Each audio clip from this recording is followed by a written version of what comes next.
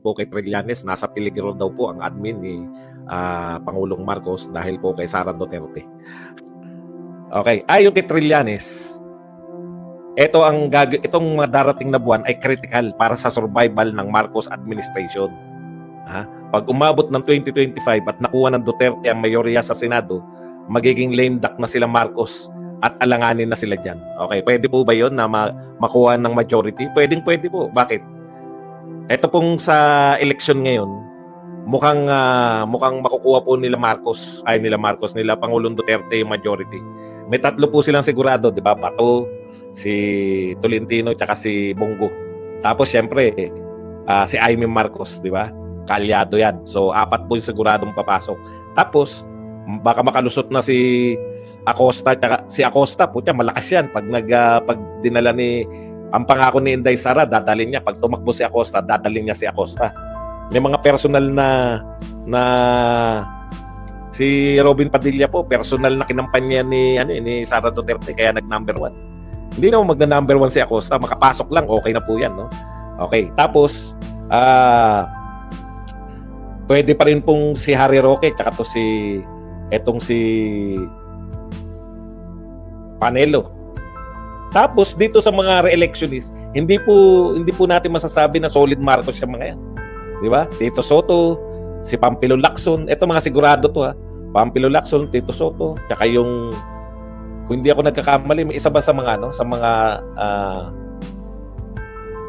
Cayetano? Meron bang papasok sa isa sa mga Cayetano, no? O may 3 na kagad doon. Natitiyak ko si Tito Soto tsaka to si Pampilo Lacson.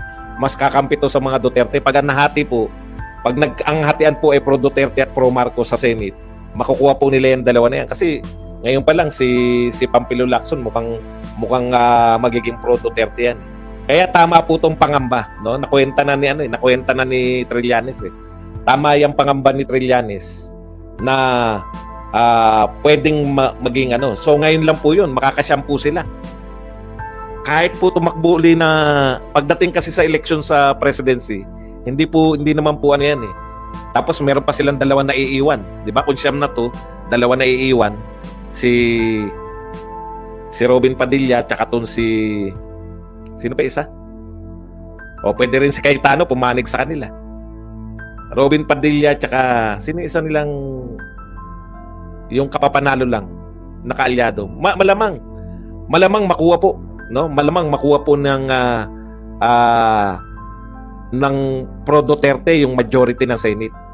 O ano pong si Mark Villar, di ba? Si Mark Villar tsaka si Robin Padilla. So kung siyam plus 2, 11, puta 2 na lang po. Si Jinggoy malamang makuha nila yan. O meron pang isa, mukhang to si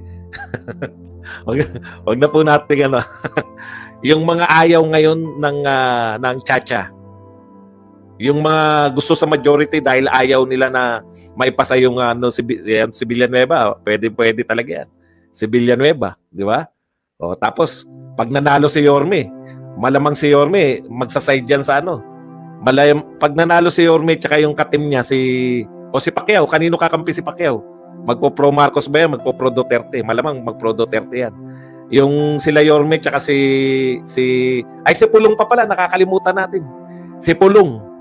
Pucha, malaki na po. Pinopromote na nila. Alam niyo po, pag siniraan na ng mga kakamping Dilawan at mga Marcos loyalists, si Pulong, nako, papasok po yan si Pulong. So, 12, 13. Isa lang po kay Yorme at saka kay Willie Ong ang medyo bumaliktad. Puta, na sila? Majority na yung pro Duterte group. Iyari sila. Di ba? Iyari sila. Pwede talaga na maging majority yung pro Duterte. Tapos makikita pa nila, tama tong sinasabi niya, magiging lame duck. Unlike kay Duterte, kaya hindi po naging lame duck president si Pangulong Duterte. No? Ang tansya ko dyan, kaya hindi siya naging lame duck. Kasi alam ng mga tao, ang susunod na presidente at that time, akala nila nating lahat, tatakbo si Sara, siya yung susunod na presidente. Kaya hindi naging lame duck si President Duterte dahil alam natin na continuity yung magaganap nagkamali lang. Nakipag-alliance tayo kay BBM. Okay. Anyways, balik po tayo rito. nasa peligro ang Marcos administration habang ang Vice President niya ay si Sara Duterte. Hindi po nating ako natatawa ako kasi for the end time, no? Yung pagiging Vice President, parang ito kasi yung kasunod niyan eh. Tuloy-tuloy ko na muna to si Trillanes. Dalawang kaharian yan, Duterte at Marcos. Isa lang ang trono. Ang nakaupo sa trono ay si Marcos. Ang mga Duterte hindi sanay na walang poder. Kaya talaga maghangad na makabalik sa pwesto, he said. Okay. Alam mo, Trillanes, no? Marunong ka naman sa politika, hindi ka naman bagito sa politika, no? Actually, professor ka ng di ba? Hindi ko alam kung tinuturo mo, pero professor ka. Marunong ka sa kasaysayan, PMA graduate ka, no? Isa lang mas ko eh. Kung totoo yung sinasabi mo na yung mga Duterte ay ayaw nila mawala sa kapangyarihan, kaya magpa-plot sila ngayong 2024, 2025 para maaw si Marcos. Tandaan mo, number 1 si Sara Duterte noon. O eto siguro sinabi ko na to ng 100 beses na. Number 1 si Sara Duterte sa lahat ng presidential survey noong panahon na sila ay na magkakaroon ng eleksyon. Di po ba? Si JB, sigurado yan, Duterte yan dahil inano ni Duterte yan eh. Talagang kinampanya ni Duterte si JB. Anyways, balik po tayo dito sa punto natin. Kung pinalalabas nyo na matakaw sa kapangyarihan yung mga Duterte, walang maniniwala sa inyo. Bakit? Lahat ng chance na kay Sara Duterte. Number 1 sa lahat ng survey. Presidente ang tatay niya. No? Lahat ng advantage. Kontrolado nila lahat ng mga governor, ng mga congressman, ng mga mayor. Di pa nagbabaliktaran yung mga yan. So lahat po ng advantage kay Sara Duterte kung tumakbo siya. Bakit hindi siya tumakbo? So napapabulaanan po, no? Hindi po nila need na magmadali. Nasa tama po si Sara Duterte. Maganda na rin po 'yan kay Sara Duterte kasi nakita niya. Nakita niya po na may need siyang tumakbo. Alam niyo po kung bakit? Kahit kung matalino po si Sara Duterte, maiisip niya ngayon, 'di ba yung iba sa atin, nung nasa height ng pagbanat ng confidential fund, naalala nyo? Parang gusto ko na mag-give up eh. Sabi ko na, putya, pwede nang hindi tumakbo si Sara Duterte kasi wala rin eh. Di ba? Pero ngayon po nakikita ko na hindi nila tinatantanan. Si Tatay Digong, ngayon damay na si Paulo. Naisip yan ni Sara Duterte. Pag nawala, Vice President pa siya, imagine niyo po, Vice President pa si Sara Duterte pero hindi na tumitigil, no? Hindi na tumitigil sa atake kay President Digong, sa mga kapatid, sa Davao City. Ano pa ang mangyayari kung wala na sila nasa kapangyarihan lahat? Kung wala na yung nasa nation. Ngayon nga, Vice President, papapasukin na eh. Okay nang papasukin yung ICC. Second in command pa siya. Talagang maganda na rin to kasi na-realize ni Sara Duterte. Ako, kung matalino si Sara Duterte, maiisip niya po yan. Hindi, wala naman dudang matalino yung mga Duterte. Walang duda na naiisip na ni Sara Duterte. Pucha, Vice President nga ako. Pinipersecute, pinapapasok yung ICC, dalawasin ko kung tirahin kami sa Davao. Wala. Confidential fund ng Davao, eto na naman ngayon. Yung pati yung mga paggawain sa Davao, kino-question na. Lahat-lahat, persecution ang magaganap. Pag walang komosisyon sa kanila, kawawa sila rito sa mga mapaggiganti.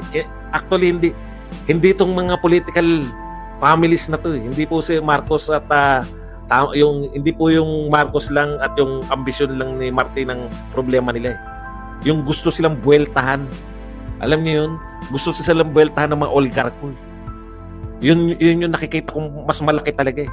Yung harap-harapan ng presidente si Pangulong Marcos, doon lang natin narinig yung salita niya. Na oligarko talaga ang pinakamalaking problema ng Pilipinas. In-expose ni Pangulong Duterte ang mga yan. Mas malaki pa po, bilyunan kung yung mga oligarko niya. Hindi lang po itong pamilya na to, Marcos at ano. Kaya hindi po pwede. Sakit mabasted ng henyo. Hindi lang po anong tawag doon? Hindi lang po yung away sa politika eh. Yung meron pang gustong bawian. Yun po yun. Nare-realize siguro nila ni Sara Duterte, hindi ayaw ko mong tumakbo, kinakailangan kong tumakbo dahil wala eh. Talagang hahabulin kami. Iba yung parang ano, no? Parang babawian talaga sila eh. Babawian si Pangulong Duterte dahil sa 6 na taon na hindi kumita, no? 6 na taon, parang ganun, no?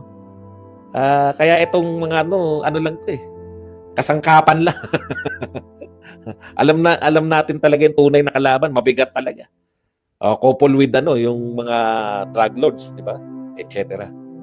Talagang hindi po pwedeng hindi wala sila sa kanyarihan.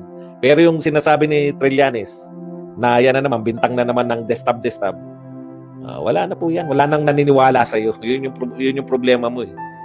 Ang dami ninyong video, sila Cañas, kung ano-anong interview, wala na naniniwala, di ba? Ngayon, eto, magsasalita ka na naman, wala nang maniniwala dyan. Hindi nga nila natibag si Bibi Sara.